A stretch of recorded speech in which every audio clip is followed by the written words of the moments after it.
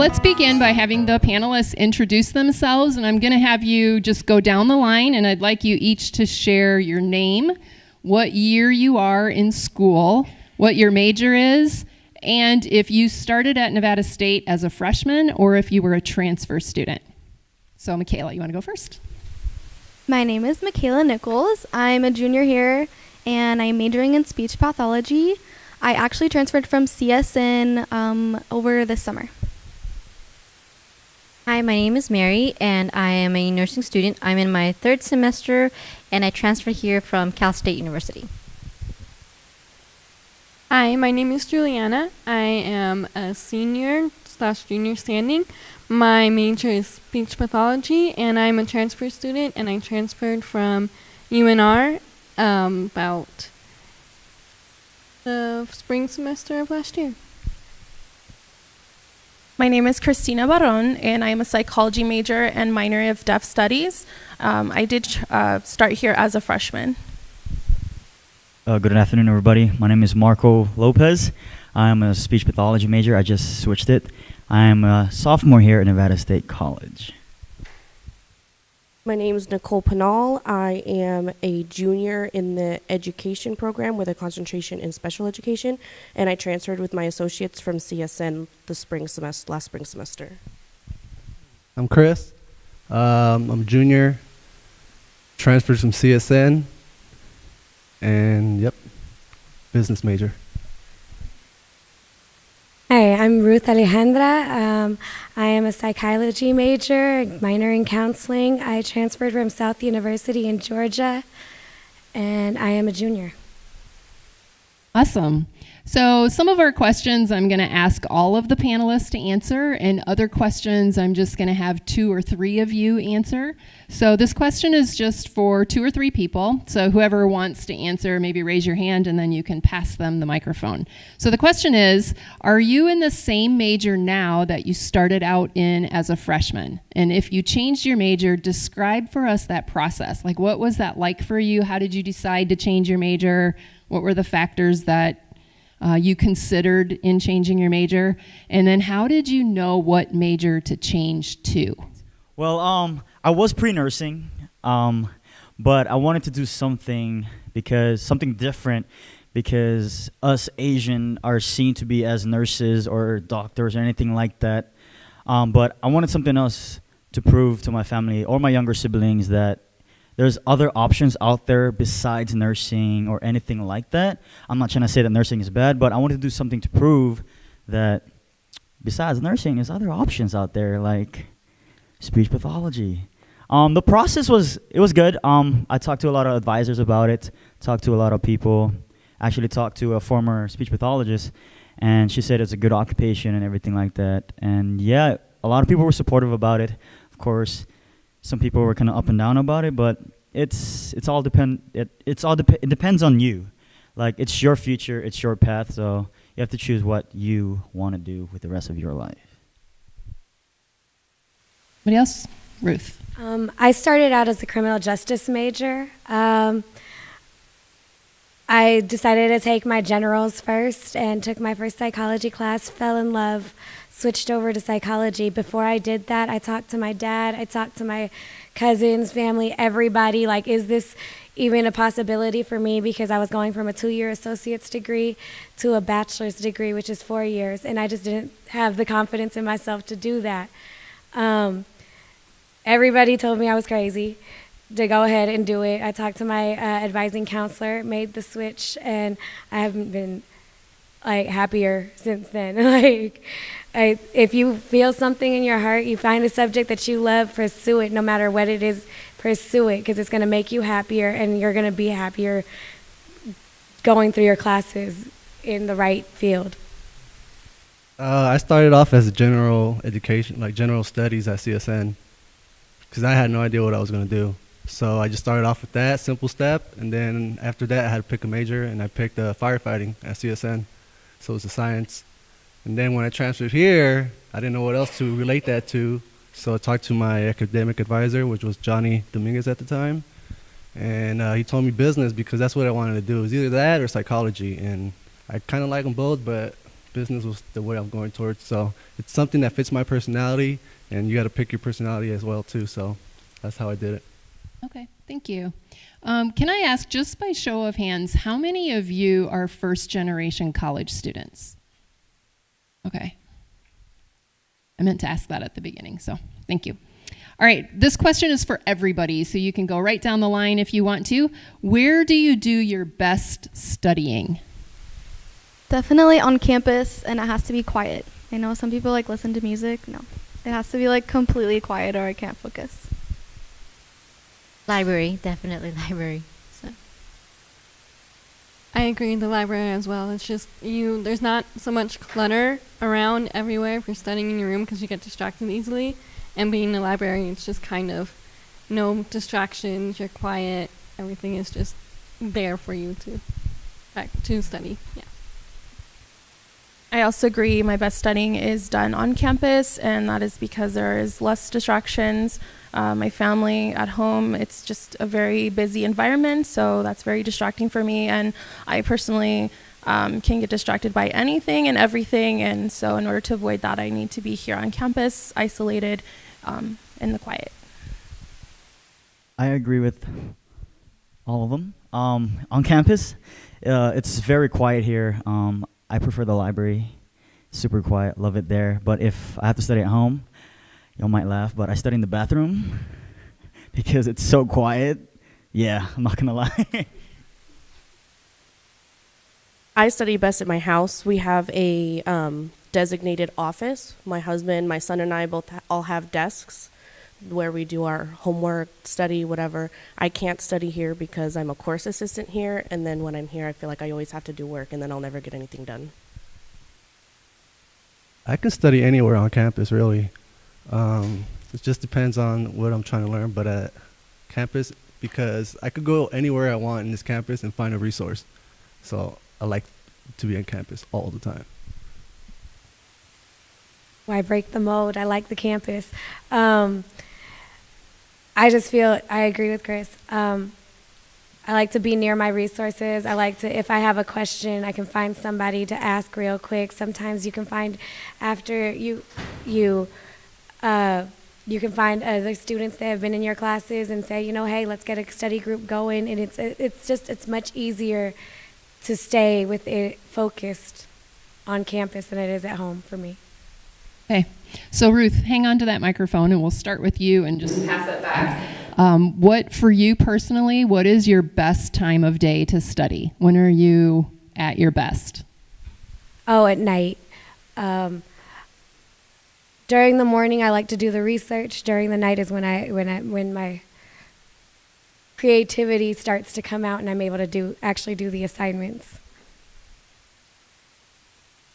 For me, it's at nighttime too, because that's when everybody's sleeping. So, especially if I had to go home, everything's quiet, everyone's asleep. So nighttime's the best time. I have to study best for whenever I have the tests that I have for my classes. So if I have night classes, I have to study at night. Obviously, if my class is on Tuesday from 6 to 8, I'll study on Wednesdays from 6 to 8. Or else, if I do it during the day, then I won't retain any of the information as well as I would if I studied at night. I agree with them. At night is best, well, in my opinion, because it's just peaceful. I'm very natured type of guy, so I like to study at night because it's just quiet and everything like that stuff. I also study at night, preferably because I have a very busy schedule during the day, working on campus, tutoring, and also just being busy with my mommy life. So once my son is in bed, that's when I can actually get a lot of work done. I do my homework during the afternoon, and at night I study. At night, just because I'm a night owl, and so I tend to have function better with at night. So Must be the only one that can't function at night. I have to study 2 or 3 o'clock because in the morning I'm so tired, and at night I'm really tired too. So I'm always tired. So this next question is for 4 people, so 3 or 4 people. What resources have you used on Nevada State's campus, and how did you find them helpful? I use the Writing Center. I really like them because they have a whole section of like books on MLA, APA format that you can use, which is really what I need like the most guidance in, just remembering all those stuff. I would use the tutoring center. I use tutoring center for American Sign Language classes and stuff, and I also like to use it for extra help. So like praxis exam for math, like they have tutors there for you, and you can go and like tutor with them. And they have just so many other resources and tutors that could help you out if you need it. I like using the writing center just to get a quick overview of what it is that I have written. I also like to use the study rooms in the library because I find those very helpful to isolate myself when I really need to get something done. I use the writing center, tutoring, college success coach, peer mentors. I use all those because it's hard to get by in this school if you don't have those resources. So I use them all the time. Okay, so for the 4 of you who answered that question, can you share with us what some of the feelings might have been that you had when you were trying to discern if you were going to reach out and ask for help? And how did you find that process of asking someone for help? Like, what did that look like for you? I've never felt negatively towards that because I want to get good grades, so I don't care. I mean, if I need help, I need help. So I think that you can't feel like you shouldn't get help because it makes you, less smart or whatever. You should just go get help, or else you're going to be less smart because you're not going to get a good grade. I was taught when I was young to always ask for help because asking for help will lead you to succeed further in life. Because if you don't ask for help, you're kind of stuck wondering like, oh no, what do I do? Where do I go? You're like going in circles. But when you ask for help, people that know what they're doing lead you into the right direction. So I didn't have any problem asking for help. I sit in the front first off, so I make sure like I'm gonna be the student that's gonna be asking for help. So you're gonna notice me. So I do that first off, and then I always talk to the teachers, always asking the questions, because that's what it is. People are scared to ask questions, and I'm that guy to say, hey, what about this? What about that? And teachers love that too because they want to know where you're struggling at. They want to know what am I teaching and what are you not understanding, because that's what we need to focus on, and they love that, and that's what I always do that. I am also with Chris. I sit in the front. I like to ask for help. I also feel it's important for women to sit in the front and to make their voices. If you have a question, please raise your hand. Women are less likely statistically to ask questions within a educational environment. So don't hush yourselves. Most likely somebody else has the same question. Just ask. All right, this question is for everybody. Would you share with us what you would have done differently as a freshman and what you would do the same? So you're a freshman all over again. What would you do different? What would you do the same? I would have realized that school needs to come first, and I wouldn't have accepted such a demanding job, no matter how much it paid. I think that's the most important thing. I definitely would have still joined TRIO because I was in TRIO at CSN, because they're just like here, they help you with everything, and especially since I was first generation, they really helped me figure out where I was going and what I needed to do to get there. For what I would do differently, probably just have a better sense of direction. What I would do the same, I would probably keep my ethics in terms of studying. Yeah. For difference with me, I also changed my major before, so I would have had the major that I am in now back then, so I wouldn't have wasted 2 years of taking classes that didn't mean anything to me. So I would have taken classes that I really needed to take and gone to my advisor more, and I also would have not been so focused on making friends and focused more on studying. Things that I would have had the same would be being at Weber State, because I went to Weber State too, so I transferred quite a few times. Probably stay at Weber State and just continued all 4 years there, but I transferred around and everything, so cost a lot of money, and I wish I kind of realized what I wanted to do before then, but better late than never. What I would have done differently as a freshman is create better study habits. I was in a really bad habit of procrastinating, and that actually stuck with me for several years. I'm a junior now, almost senior, so the first couple years of not having good study habits actually hindered me, because once I got into upper division courses, a lot of material that I should have known I didn't remember, and I was just basically retaining information long enough to pass my tests. So don't do that. That's really not a good habit, and I definitely wish I didn't do that, but unfortunately, I did have myself surrounded by other people who were doing the same thing, so to me it was normal, and I thought that's just how you did it. But knowing now, I wish I hadn't. What I would have done the same as a freshman, as soon as I came into college, I knew what major I wanted to do, so I made sure that I reached out to faculty, to other professors in the same related major, and picked their brains. I asked them all types of questions. You know, why did you get into this? What kind of experiences have you had in undergrad? What should I expect for grad school? Things like that. I asked every professor that I ever took, whether in person or online. They were very open and willing to give me that information, and I found that extremely valuable. So I highly would recommend you also doing the same. If you're not sure about what your major is, definitely talk to faculty and staff that work in related majors that you might be interested in. That way you can get a perspective of somebody who's actually been in the field. What I would have done different was get involved. My freshman year, I was really shy, I'm not going to lie. But getting involved really promotes a lot of things, like networking with different people here on campus, also talking to different resources here. So just get involved. That really helped me. What stayed the same? It's just my study habits. I'm a big study guy, so just keeping my study habits and staying motivated and stuff like that. But get involved, y'all. It really helps a lot. What I would do differently is I would visit my counselor more. I had changed my major 3 times, and I was like, oh, I got it. I can do it myself. And then it took me like 5 years to get my associates. And I'm like, what the heck is going on? And when I transferred to Nevada State, it was a requirement. I met with my advisor, and I'm like, it was a culture shock. I was like, oh, they actually do this? Like, this is what this person is supposed to do?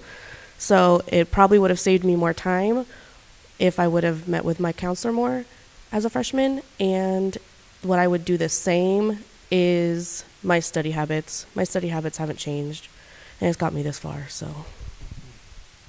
I would also say get involved. I was kind of sticking to myself, so getting involved, actually you create friendships with people, and that's something that I wish I would have done when I was a freshman. What I did the same is be undecided. It's okay to not know where you're going. Just as long as you're taking your core classes and just getting an idea of where you're going to go in the future, that's what I would do the same. Just accept it. It's okay to be undecided. I agree with Chris and Marcos. I would get more involved. I would take more advantage of workshops that are happening on campus. I would take more advantage of, even if just for the free food. I mean, it saves money. I'm sorry. I'm a broke college student. My study habits, I would keep those the same. I've always been very vigilant about keeping my assignments done on time, but there's nothing like having a sense of community when you come to school. All right, so can 2 or 3 people answer this question for us? We push in Trio that you need to go to your professor's office during office hours. So what do you talk about when you go to office hours? Help us understand what that looks like. I go there to get clarity on a lot of things because most of my classes are online, so I don't get that face-to-face time automatically. I have to go and find them on my own. So I definitely get clarity on some things because it's difficult to figure out what they want sometimes in writing as opposed to if they're telling you in person. And I really just want to go just to let them put, a face to my name. So, when they're grading your papers, they know who you are and they know that you make an effort and things like that. So that's why I do that. For me, when I usually go and see the professor, it's usually to try and see what I did wrong during an exam to get more clarity on the concepts that was involved.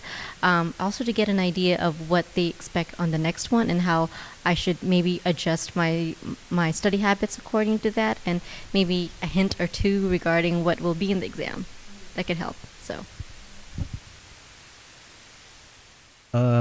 When I talk to my teachers, they need to know that I don't understand this. They're such in a rush to get stuff out there that they barely think about who's actually retaining that information. So they think they're just, oh, everybody understands it because no one's saying anything. So if you go to their office hours, they're like, okay, you didn't understand. This is what I want you to learn again, or just an overview of what you may misunderstood. Or maybe it's, how can I get 100% in my class? That's the mentality you got to go with, like, how can I get 100% all the time? What do you really want from me? That's what I do. Marco, you look like you want to answer that question, so give him a microphone. Well, what I actually say to my professor is, I tell her straightforward, or him. I tell him, I don't know this. I need help. I have a bunch of questions. Don't be afraid to ask questions, guys. College is not something you play around with. You're actually going to school for a career. You're not going to school for a job. So ask other questions when it comes to office hours. Please do use office hours, guys. Like, it is so beneficial to you and your grades. So, yeah. All right, thank you. This question is for everybody. Can you share with us, or just give us a snapshot picture of how do you organize your stuff? You know, your work, your assignments, your homework. How do you organize it? I have 2 different bags for work and school, so I just grab them and then I can go. That way I don't forget anything or get mixed up. I go because I have 2 classes, so I go one specific day is dedicated for one subject and another day will be dedicated for another subject, and I just go across the list as to my to-do list as to what needs to be done for that day for that class. So. I do the same thing too. I go each day for a certain class because I have 4 classes, and so I would write a to-do list, and for each class I'll put what's due at what day, and I'll just take the whole day and do whatever I need to do. And I also do that for work too. I'll be like, oh, I have work at this day at this time, and I kind of just put it all down on a sheet of paper so I can see it, and then I'll be reminded of it, of my to-do list and stuff like that. I do utilize a planner, so those are really handy. I like to use a really fancy purple sparkly one because that's my favorite color, so that it's something interesting and I open my backpack and I can see it there. I also like to separate my classes according to what day I go to. So if I have English and sign language on the same day, then that will be one binder for that day, and then my other classes would be in another binder. That way I make sure I always grab the right binder for the day, and I like to separate it that way. But also, yes, keeping those lists, and also I actually make a schedule that for things that are consistent every week, and it's put in the front of my binder so that I know exactly where I need to be, what I need to do that's consistent every week. For me, I actually use the Canvas calendar a lot. I also like to set alerts, like if the assignment is due in a couple of minutes, it would automatically turn on or show me a notification. I use that a lot. I also use my calendar at home. I mark down what is due or when is due, stuff like that. And I use different folders for different classes. I have 2 in-person classes and 3 online. But just because it's online doesn't mean you can't be organized. You have to be organized when it's online because it's your pace and everything like that. So yeah, just keeping it organized. I use Canvas, folders, and a calendar. So cool. I love color coding, so everything's color coded. I have 3 classes this semester. One's green, one's purple, one's red. And everything that's due, I write it in that color of the folder that I have on my planner. And I make sure that I turn in everything 2 days before, just in case I don't look at my planner and I happen to forget. I also use Canvas. I need to know what exactly needs to be done that week or that whatever that period is. So that's my first priority, what needs to be done that week. And then when I go to class, for instance, I got one class at 9 for psychology and another one for accounting. So I just packed those 2 books in that backpack, and that's all I'm gonna focus on all day. Just business and accounting, just that day. So I'm focused on that thing, and the next day I have another class, and I'll just focus on that one thing. But I'm always looking at Canvas to make sure what's next. I also use Canvas. It's convenient. It gives you the to-do list. All your assignments are right there. In addition to that, I use the calendar on my phone to make sure I put in appointments, times where I have to be, what time I have to be there, what room I have to be in there, and I make sure that that's a repeating event until the end of the semester. Outside of that, I dedicate certain days for certain classes. So on Monday, I have 4 classes. So Monday, I dedicate it to astrology. Tuesday, I dedicate it to my lifespan and development course. Wednesday is my online course. And then Thursday is my cognitive psychology All right, this question is day. kind of the same, but a little that's how I different. spread it all out. All right, this question is kind of the same, but a little different. So all of you are very busy people. You are all students. You all have jobs. Several of you have families. So how do you manage your time? Okay, I'll start. I definitely use my planner and, like they said, the Canvas app that alerts you. I guess I just set aside days specifically for working my job and then being a peer mentor and doing assignments. So I think a day for each is good to have. Same planner as well. I just make sure that I don't overwhelm myself with each subject by allotting about just 1 hour and then breaks, 1 hour breaks. Same. I use a planner as well, and also I have work on weekends. So during weekdays, I dedicate it to school and trio, and weekends I dedicate it to my other job. So I kind of have that nice balance. And then in between, I spend time with family and things like that. I use the schedule that I lay out for the week that's consistent. I do have a son, so I know that between certain hours of the day, which are in the evening usually, is the time that I spend with him and my family. So I know between 5 o'clock and until he goes to bed, that is his time to help him with whatever I need to do as a mom, my mommy duties. And then, studying everything happens throughout the day when I'm here on campus.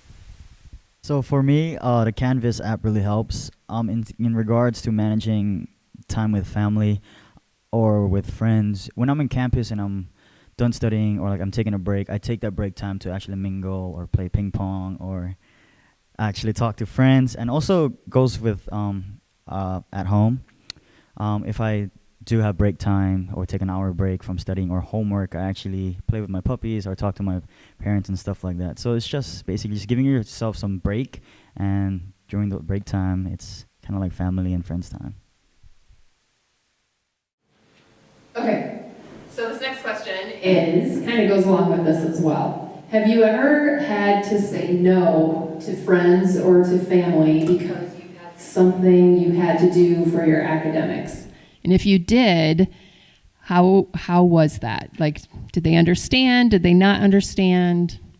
Would you make the same decision again? Being in nursing school, technically, you don't really have a life. So your social life practically consists of your nursing friends. It was really hard to tell a few close friends that I used to have prior to nursing school that I can't, especially friends that I have had since high school when I went to Seattle. They would come over and they say like, oh, it's Vegas, take us out. And I say, I can't, I have an exam. So it's really hard, but they understand, which is really nice. And in terms of family, they do understand how rigorous it is to be in nursing school. So they understand, so.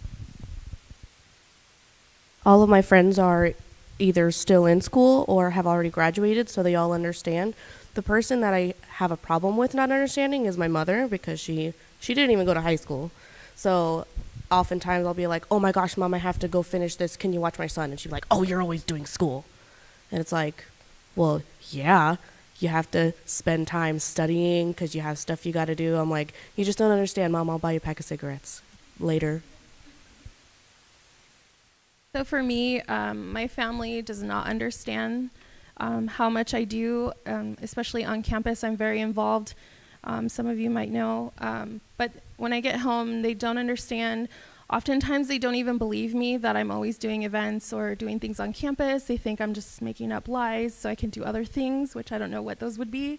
But for the first 2 years of college, I used to tell them yes for everything. I used to let them constantly interrupt me, pull me away from my academics, and eventually I realized how much that was hurting me, putting more stress and pressure on me for me meeting my deadlines, and already me procrastinating, that didn't help. So it came a time where I had to realize for myself that they don't understand how important my education is to me, and I just had to accept that.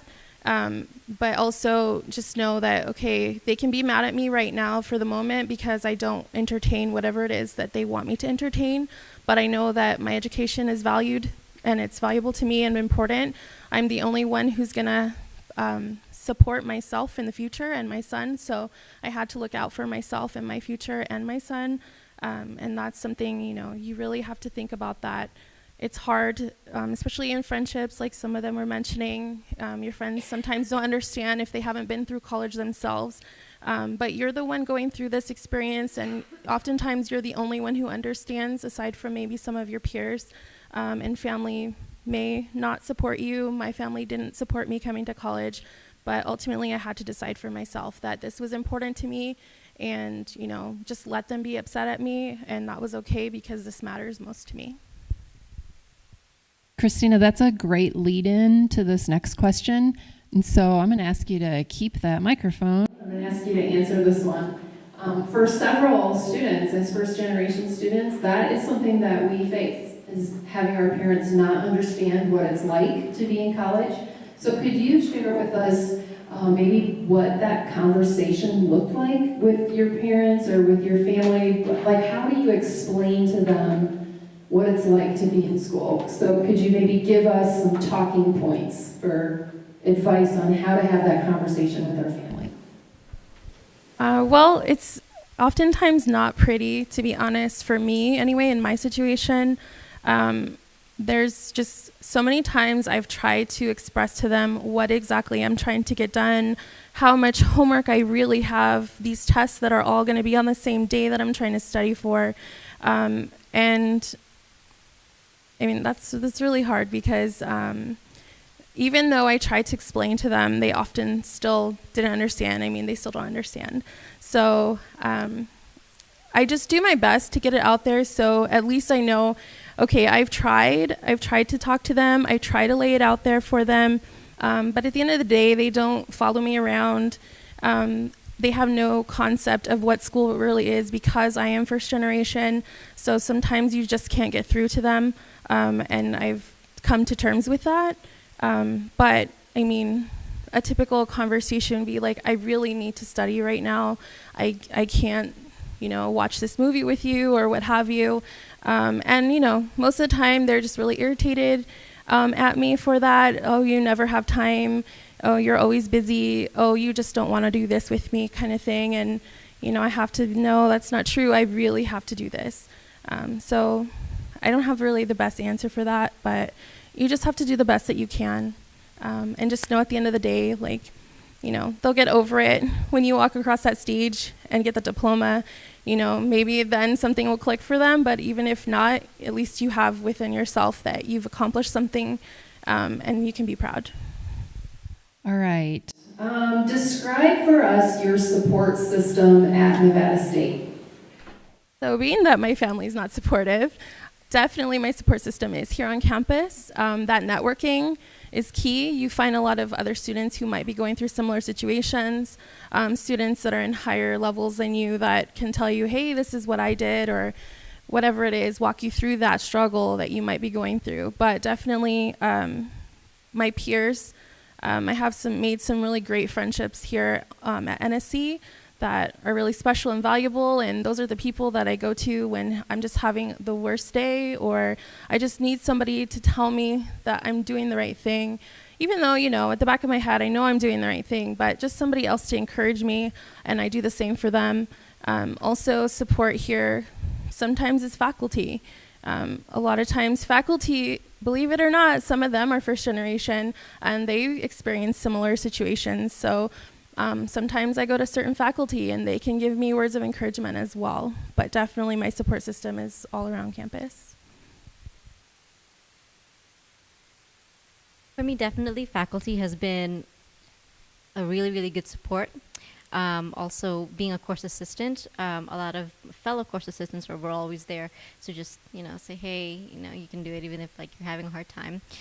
Student Nurses Association has also been a really, really tremendous help for me, especially having peer mentors and the ones that have gone before me and say, how you succeed in certain classes, study habits, study tips and stuff. So those have been definitely life-changing. Okay. Do you prefer online classes or in-person classes, and why? I prefer in person, obviously, because you get the information from the teacher itself. If you're doing it online, I have an online class right now. It's all text. I'm reading. There's no emotion to the text. I don't know what their language is. So I don't even understand if it's a male or female talking to me. It's just all text. So I don't even know who I'm talking to sometimes. It's like a computer. In person, though, I love it because there's always students like you guys that are in the class where I can always ask questions, or maybe you guys, I want the question right there on the spot. Online, you got to wait a day or two just to get an answer on something, and that really sucks. So in person is obviously the best. That's why. I agree with Chris on that. I personally enjoy in-person classes because it really does help you with your learning and helps you understand things that you might not be getting or understanding. And I'm in 3 or 2 online classes this semester, and it's kind of hard to try and keep track of everything and be organized because sometimes you might forget an assignment is due because it hasn't been reminded in class or from a friend. And so it's kind of difficult going from in-person to online. But some people really do prefer online. And sometimes it's okay and it works, but I prefer in-person just because you have that face-to-face connection.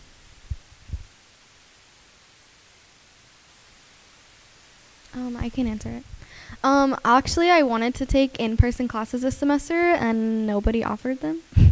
I'm in all online or hybrid classes, and I don't like it. I like being able to go to the class, and like I said earlier about meeting with your professors, you have to actually make time to do that. It's not just set out for you, so that makes it difficult. And then like Chris said, you have to wait a day or two to get an answer. So if you can't wait to do your assignments, because if you don't understand something the day that it's due, you're not going to understand it, and you're probably going to get a bad grade. Okay. For everybody, in what ways have you become involved outside of the classroom? I got involved with TRIO and joined the student council on here and became a peer mentor. At CSN, I was just in TRIO. I didn't do anything further than that. They actually didn't offer it, but I probably wouldn't have anyways just because I was still a freshman. So I just like feeling like I'm a part of something bigger than myself. For me, it was the course assisting and especially Student Nurses Association. We created events that was really, really fun, and I got really involved with that, and I found that was actually really my niche. It's been really, really fun, and I've been enjoying it myself. With course assisting, it actually helped me hone my leadership skills, which was a great help, and it's something that a lot of employers will probably take a look at when you get out and graduate. So since being here, I've been involved with TRIO, being a peer mentor, and being in class and stuff like that, and meeting everyone and things like that. So that's what I've been doing to get involved, and it's a lot of fun, and I enjoy it. So first, just to be honest, when I first came to college, getting involved was not an interest of mine. I thought it was a waste of time. I'm not here to make friends. I just want to get my degree done and get out. But my freshman year, when I took ASL, American Sign Language, for the first time, I fell in love and found a passion. So that actually led me to becoming involved. I became the president of the Sign Language Club, which led into other things such as the development of the Deaf Studies program, which I have been working on for a few years now, but that's something that I'm very excited about. And also I'm involved with student government. All of these things are valuable to me because I've met so many people. The networking, again, is so valuable, you guys. If you're not already involved, you really want to do that because you meet so many different people from different majors, different walks of life, and you can learn something from everybody. So I've really enjoyed that, and so definitely I'm an advocate for being involved. I'm very involved on campus. I'm sure many of you might be familiar with that, but definitely it's definitely changed and enhanced my college experience. For me, outside of a classroom, I'm actually in student government and SSA. I'm also a peer mentor for the Napantla program here. And also when some of the staff here is throwing an event and they needed someone to sing the national anthem, they would sometimes request me, so that's one thing. And also being a part of something new here that Phil Lamont actually talked to me about, the Congressional Award. So I'm also a part of that too. So always get involved, guys, because you never know who's sitting out there who can really help you guys. My first semester here, I joined KDP, which is the National Honor Society for Teachers chapter that we have at Nevada State. And it's great because they're all future teachers. So they're people that I'm going to work with in the future at schools. So it's great to get to know them now. And I'm also a course assistant for the Praxis Lab. So I'm also helping my future colleagues. And it's great. It's giving me the experience for when I'm in a school and I have to collaborate with other teachers. So I just got out of the military, and I still had that mentality that I wanted to serve, so I wanted to volunteer at school. I just wanted to like pick up trash or just help because I'm a helping person. So I just started off with that at CSN. I just started just picking up cans and stuff, and then with that, it led to me joining student government because that was just a resource. Hey, you want to help the school out or do that, and then that led to getting a job at school too. So that's how I did it. For me, I am currently a peer mentor for TRIO. I'm also a part of the TRIO program myself. When I first started at school at NSC, I just went to all the, conferences and, just like the long night against procrastination that it will be coming up soon, and just putting myself in situations where there would be more of a social situation between myself and other students, because you don't really get that in class, and it's better to do it outside of class and you create some kind of bond there. Don't teach yourself out of the college experience as part of it. All right, for 2 or 3 of you, do you think it's helpful to have a job as a student? Why or why not? It's helpful because I'm poor. I need money. So if I'm working in school, it helps me stay in school. So I'm working in school, but I'm not really distracted because I'm surrounded by the environment. If I have a job somewhere else, I'm getting distracted. I got to actually do this job, and I got to procrastinate my homework sometimes. So being at school, having a job, it's amazing because, the money, first off, just for the little things, and you get to work with people that are in your class or maybe even your teacher. Yeah, I would say that having a job is definitely good when you're in school, like Chris said, and then also it can be related to your career, so like internships and stuff. That way when you get out into the workforce, you have experience. All right, have any of you had to give up something or cut back on something in order to focus on your academics? For me, I come from a singing background, so sacrificing my time to actually perform in different places and go to auditions was probably the biggest cutback for me because singing has been my number one passion. So that in particular really bumped me out. But at the end of the day, I know that pursuing an education is going to be great because, like my dad always say, there's a lot of great singers out there, but not all of them are discovered. So you always need a backup plan for something. I had a really good job making $30,000 a year working in accounting at a casino, and it put so much stress on me that my husband and I decided that he would get a second job so that I could quit to do my education because it was too much stress.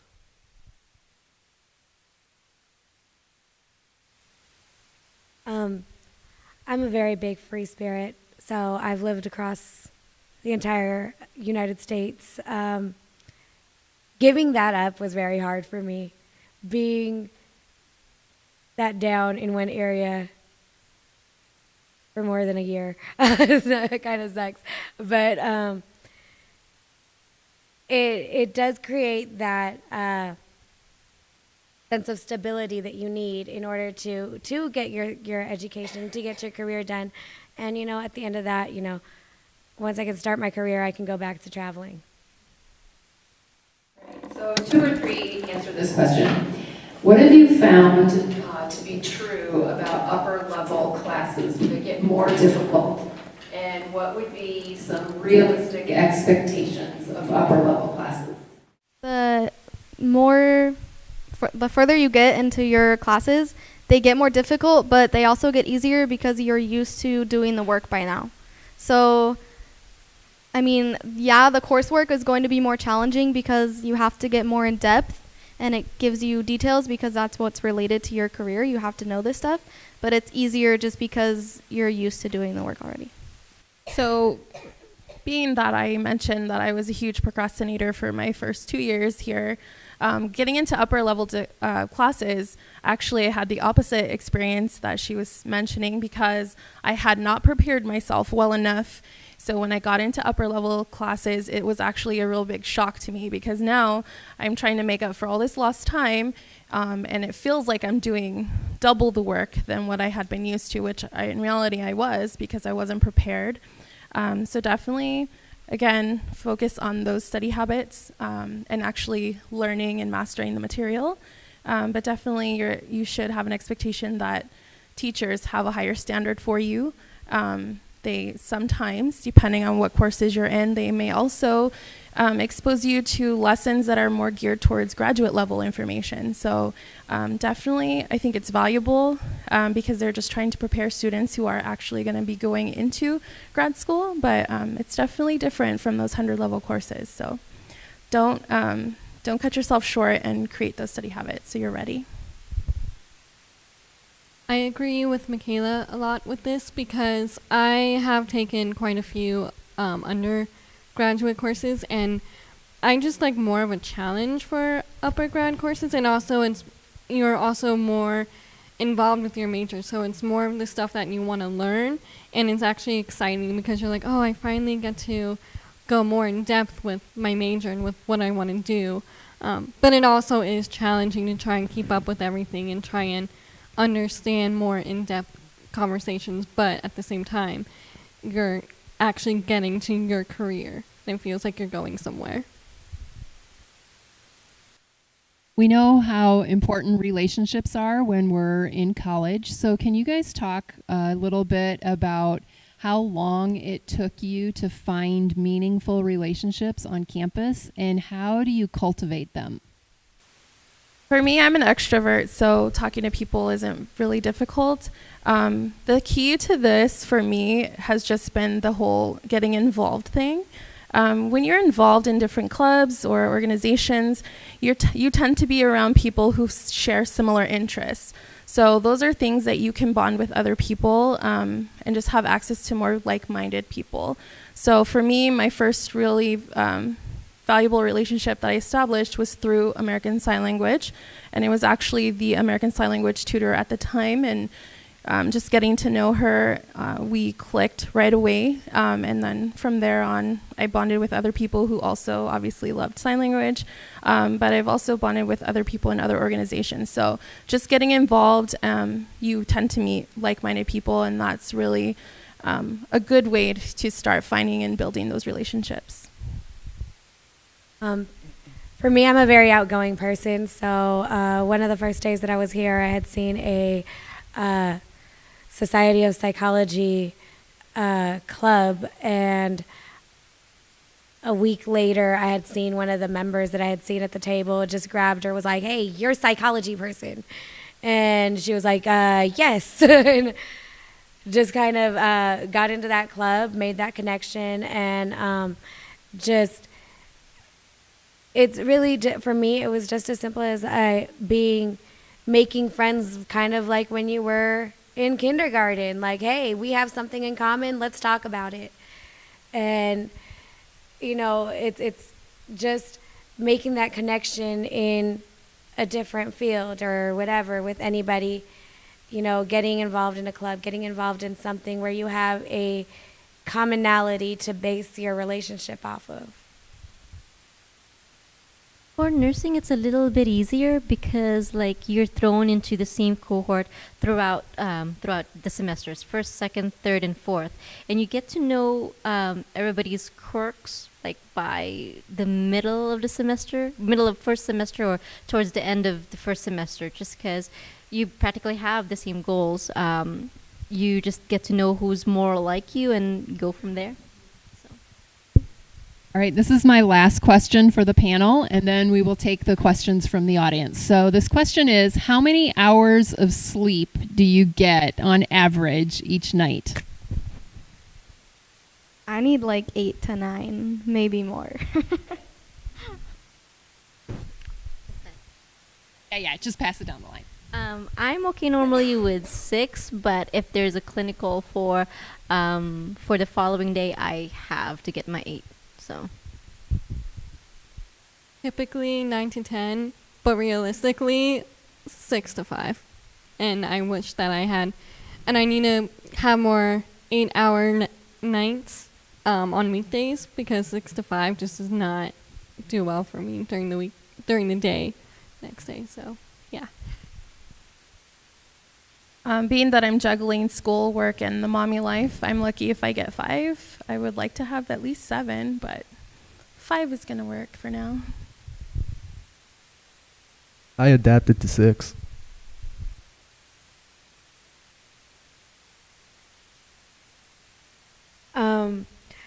I do 6 with an hour nap sometimes during the afternoon in my car.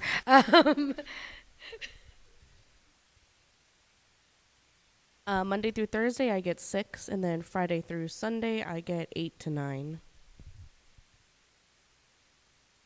Weekdays, I get like 5 hours of sleep. I'm going to be real. But weekends is a whole different story. So, yeah. That mean more or less? Yes, more. Okay. Just checking, just making sure there. All right, so here's the first question, and anyone can answer who wants to answer. Have you ever felt like you wanted to give up on college? What was happening that caused you to feel like that? And what did you do to get back on track? Yeah, many times. I especially had that during the first semester of nursing school, just because it was just really intense. It was a matter of adjusting to everything that's new, all the assignments that needed to be turned in, getting to learn all the systems that's in place. It was a roller coaster ride for first semester, but I'm actually glad that I stuck through it. The ones that really pushed me to stay were faculty. I remember that one professor that I had spoken to, the middle of the night, she calls me, and I will owe her for this forever, that told me, "What are you doing? You're not quitting under my watch." So, yeah, I'm actually really grateful for her for like pushing me into not quitting at all. So. For me, I would. Wait, can you repeat one more time? Because I have the answer. I just Have you ever felt like you wanted to give up on college? What was happening that caused you to feel like that? And what did you do to get back on track? Okay, yes. I've wanted to give up quite a few times because I transferred so many times to different schools, and I felt like I kept doing the same thing. And I should have been graduated right now, but I'm not. And because of that, and because I found out what I actually want to do and pursue in, that goal just keeps me going forward, because I know that at the end of this tunnel, I'll be able to do what I want to do, and I'm really looking forward to that. So I just keep looking at that goal, and then I keep pushing forward. All right, this next question is for those of you who transferred. So, why did you transfer? Why did you choose Nevada State? I added that. That's not on there, but I want you to know that. So I guess I'll start again because I mentioned it quite a bit. I went to school at Weber State first for graphic design, and I transferred after my second year to UNR because UNR had speech pathology courses, and I wanted to go there. But then after a while, I decided I want to be closer to home, and so I transferred down here, and I went to Nevada State College because it's the only program that has speech pathology. I had a choice to either go to UNLV or Nevada State, and I'm so anti-UNLV. I don't even want to acknowledge their existence. But I had to make a choice, and so I came to Nevada State, and I met Anam. And I'm like, yep, this is the place I gotta go. I had to transfer from CSN after I graduated because, UNLV is expensive. That's one of the reasons why. And Nevada State is really small, and that's how I like it. CSN was a little bit smaller, but that's how I liked it, and that's how I got my learning. UNLV, I heard stories from people that are actually there right now. Like, it's just crazy. There's a lot of students there, and I'm already, in a way, struggling. In a small school, if I was in a big school, it would be even hard for me. So I'm glad I'm staying at this school right here. I transferred to be closer to my family.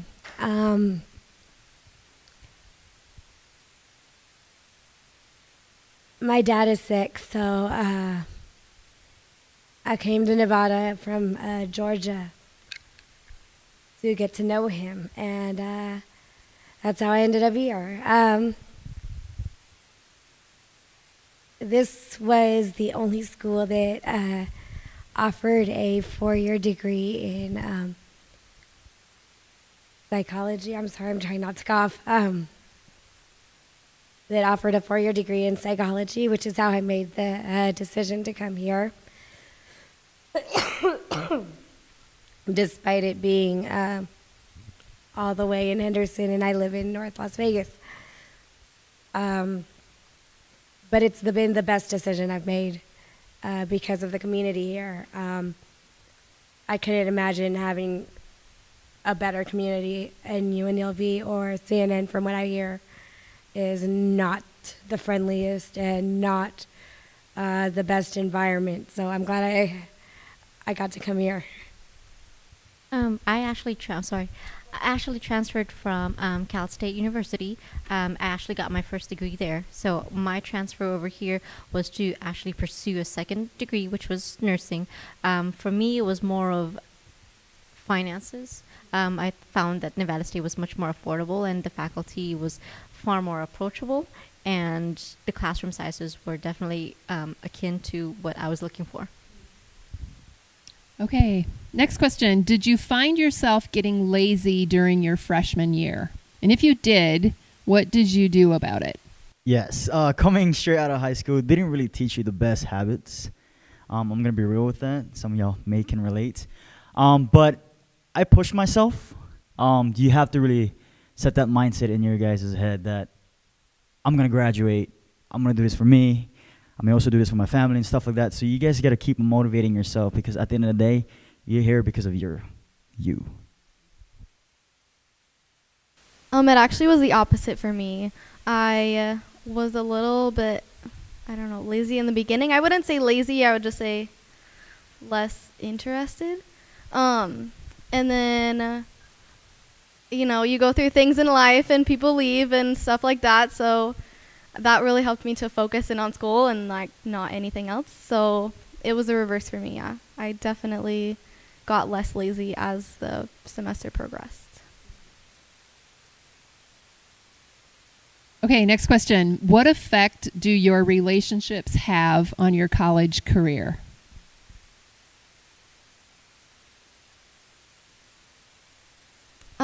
They support me.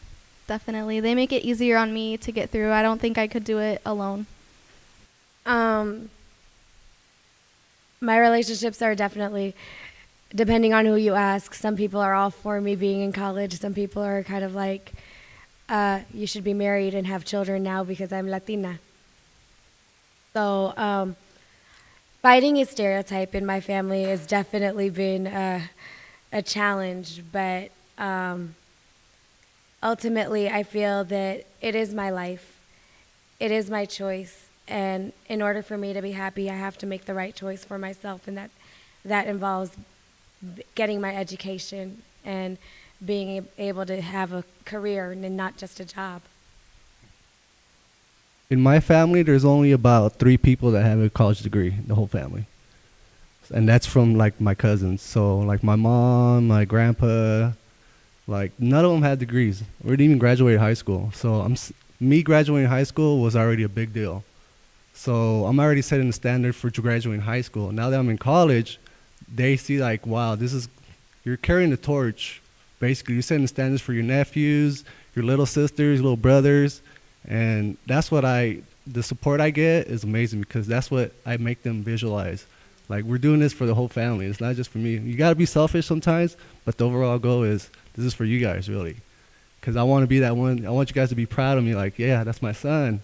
He did that, you know. I couldn't do it, but he's my offspring, so that's what I want to do. All right, this is the last question, and this is for Mary. The question is, can you tell us what is the best part of being a nursing student at NSC, and what advice would you give a freshman to best prepare for being a nursing student? The best part, right? The best part of nursing students is that you have camaraderie at times with your fellow nursing students. With them, like, they pretty much carry you through your semesters. They're there for you. They often like push you. Like I said, I had several moments where I really, really just wanted to quit, but they always told me and encouraged me, don't do it or else I can't graduate without you. So that's probably one of the motivations to keep on going. In terms of, what was the other one? I'm sorry. The last question is, what advice would you give a freshman to prepare for the nursing program? Know your study habits. Learn to adjust. There's several. See your advisor first thing every semester. Seek advice always. If you're struggling with something, don't do it alone. Oh my gosh, do not do it alone. There are people that's willing to help you. There's faculty that's willing to go above and beyond to help you. So don't disregard that help when you need it. So, yeah. So thank the panelists with me. Appreciate you today. Hopefully this was very beneficial for you to hear from your peers, to hear from some upperclassmen. So I just encourage you to take to heart all of the information that was shared today. So that is the conclusion of our class today. Have a good week, and we'll see you on Thursday.